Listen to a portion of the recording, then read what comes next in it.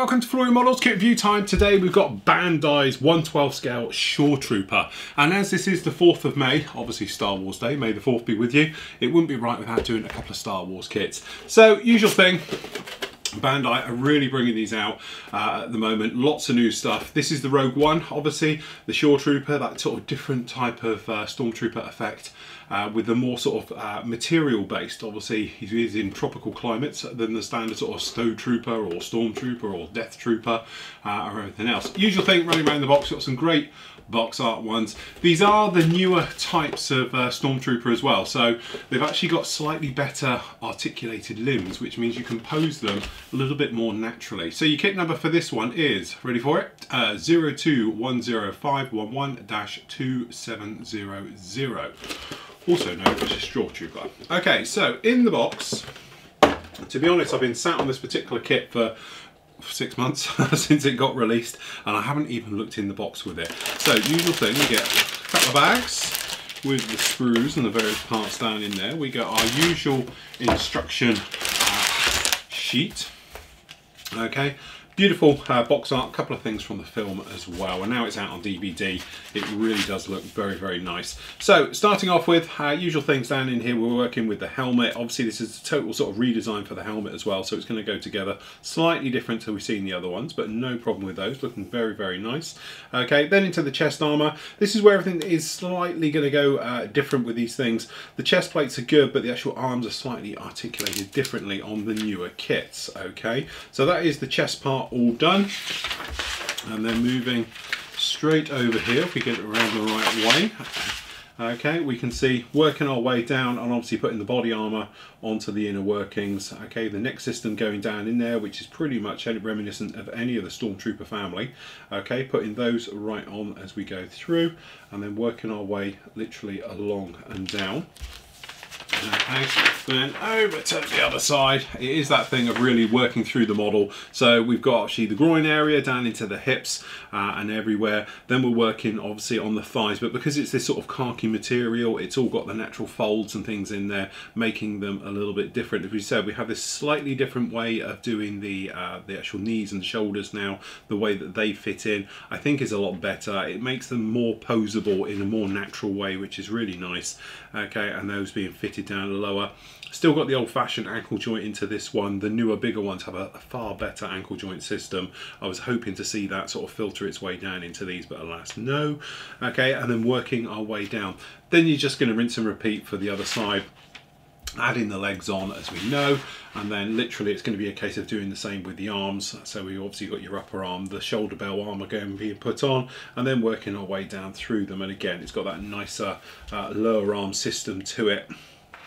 Okay, and then they're going to be fitted in, placing in there just like that, pretty standard right the way through. Hands being fitted on. Looks like we only get one choice of hands. We'll have to check that. Usually we've got multiple hands, but we'll have a look. And then exactly the same for the other side. Okay, and then down over here, we're going along. Obviously we've got some various things into the utility belt working its way down, holsters, the side flaps, obviously the belt system, thermal detonator going on the back, okay, and then obviously those all being fitted down in their ammo pouches and various things, okay. Then depending on obviously how you're going to be having it and things, we've got these down in there as well. So it looks like we might have a fabric wraparound system for the skirt system that's going to go on there, so that would be a nice touch as well. Then the forward belt is actually going to hold all that together, so it is going to have that sort of, you know, roll running down the back. Modern blasters, as we know, so obviously we've got the modern blaster one being fitted down there for the Shore Trooper, and then I assume this is going to be an optional extra for the back patch going down in it. It's going to be the standard foot one fitted into there. Okay, and then you've got various little decals and colours going to be going with this one. As I say, they're a lot more colourful than they used to be, so obviously we've got different types of armour colour denoting obviously units and ranks and things like that being fitted down in there, which will be a choice of obviously decals or going in with that sort of standard stickers, which to be honest I quite like. And we do get a few different types of hands, as you can see there as well. So, to be honest, no great surprises. If you've ever built one of these before, it is that standard thing.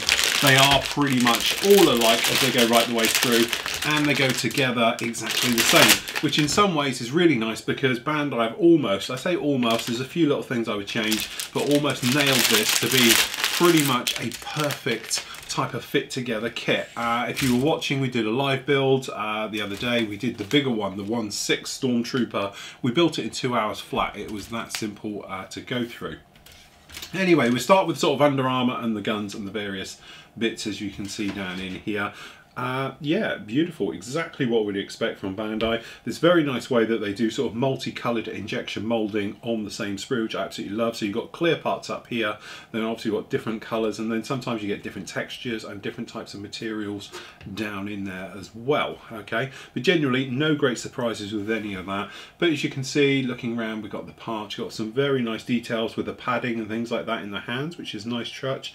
And obviously just the weapons, the various things, as we can see, we've got the guns and the blasters, the different colours for the actual upper sort of bicep area armour being done in that one, and then working our way along. Well, obviously we've got the neck collar, the sort of knee joints, the ankle joints, the shoulder belt areas at the top, and then obviously we've got the chest plates, armours, things like that, as you can see running across. And then we got the different colours in armour, which actually look very nicely done. Again, a slight difference in plastic. This here stuff is a little bit more rubbery on here. It's a little bit more posable and movable and everything else like that. And again, those big old locating pins, but it's what makes these kits so good, because they literally click in together and go together very, very nicely. Okay, then obviously you've got the outer armour, as you can see down in here. Nice colour. I don't know if it's 100% accurate. I would have preferred to see it slightly lighter, I think.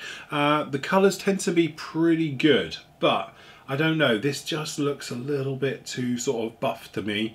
It is like a light buff colour, but I don't know, looking at the box art, I'm more inclined to go with what the box art's looking like than it is here. But then you see the pictures on the box art of him, strong lighting, that thing, I think it works well. Even here on the studio lights, this is the thing I have, is obviously millions of watts of lighting down on here to give you a nice crisp image, but it can bleach out some of the colours, so on camera it might look a little bit lighter than it really is. But generally very nicely done. The details are very nice with all the armour, no ejector pins, but I think this is where, to be honest, the Shore Trooper is a more weathered trooper. So, you know, Stormtroopers, crispy white, Death Troopers are black.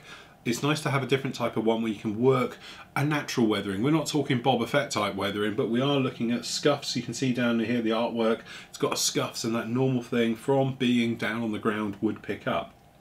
But generally very, very nice right the way round. But having a closer look, some of the parts, as you can see, they are all very nicely done. No problem with any of it at all. I have to say, it's clean, crisp, precise moulding as we come to expect from Bandai with all of their stuff. Very nice indeed. Then we've got the final colour. It's amazing, even their bags are all different. You get a crispy bag and an all bag, which sounds really sad, but you know what I mean. Okay, so down on this little guy down on here, we have that sort of, you know, the buff khaki type look with all of these for the, again, is it the right colour? I don't know. It's really weird. My heart's telling me it's not a right colour, but you know, I don't know. Funny thing is, the tread pattern on the bottoms of the shoe seem to be that standard military style, you know, pattern on the bottom, which is quite interesting. But generally very nicely done indeed. No problem with any of these. Even the ammo pouches are very nicely moulded, clean, it's crisp. You know, again, it's going to be no problem popping one of these together. One of these figures going together is not going to take you any longer than probably an hour. So, you know, but it is good for the collection. They do look good. Polycaps, usual thing. This is a standard fret that you get with all of them. So this is that thing that makes everything articulate and be able to pose it in the position, because obviously the rubber grips, but generally nothing new or interesting in that whatsoever. We do get this, which, okay, I don't know. It is what it is. It's a small little piece of fabric. It's going to hook on and going to give you that sort of, I call it a skirt, can't think of a better word for it, but hanging down the back. You might want to pull it out and change it for something a little bit better. There's obviously better fabrics. You could just use this literally as a template. Nice piece of fabric, cut it, and then screw it up and wear down the fabric and just give it a more natural look. Decals, colour representation looks absolutely fantastic, even from both. You're obviously always going to get a slight difference between silkscreen printed decals like this, and then on the other side down here we've got printed ones for the actual stickers. But as you can see, they are pretty much a perfect match for each other. Like I say in all the little video builds, don't be put off by the stickers if you're not confident using Decals, stuff like that. The thing with the Decals is they do have like 1/4 of a mil of carrier film that runs all the way around the outside. So if you have got that thing of wanting a perfect fit, with those you need to get in there with softeners and stuff to get them to conform nicely. Stickers, pin sharp, you can push them down, get them into all the areas, and you don't have any trouble with like the carrier film overhanging slightly. So the great thing is recesses, if you've got something where it's going to fit into a recess, you can put the sticker straight in, push it down in there with a cocktail stick or a toothpick, get it right into the corners. Is great, so much easier than trying to get a decal in there, because it's got that 1/4 of a mil of carrier film all the way around, so you've got 1/2 a mil difference of trying to get it down that area, so otherwise you need to trim it. So that's why I say never be too put off by the actual stickers, because actually it's what I use with all of mine, and they're in there in the cabinet and I haven't had a single sticker come off yet. Standard base, as we've seen right the way through, it's a standard black one. Again, it would have been nice to have more of a textured base down the bottom, something a little bit more exciting going on for him to stand on instead of the standard black base, but unfortunately it's not to be on this one.